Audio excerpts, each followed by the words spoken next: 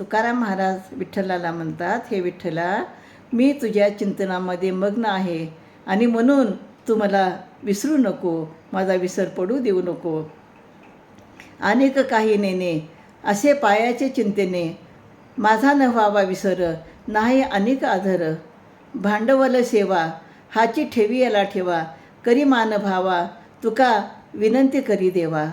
तर देवा, मी आता तुमच्या चरणाच्या चिंतनामध्ये लागलेले आहो, त्यामुळं मला दुसरं काही माहिती नाही, मी दुसरं काही जाणत नाही. तुम्ही मला विसरू नका, कारण तुमच्याशिवाय माझ्या जीवनामध्ये कोणीही नाही, दुसऱ्या कोणाचाही मला आधार राहिलेला नाही. आणि तुमची सेवा करणं हेच एक भांडवल माझ्याजवळ आहे आणि तोच ठेवा मी माझ्याजवळ जतन करून ठेवलेला आहे. तुकाराम महाराज म्हणतात, देवा, मी तुम्हाला एक विनंती करत आहे, माझ्या एकनिष्ठ भक्तिभावाचा आपण मान ठेवावा आणि तुम्ही मला कधीही विसरू नका, अशी विनंती विठ्ठलाला करतात. रामकृष्ण हरी.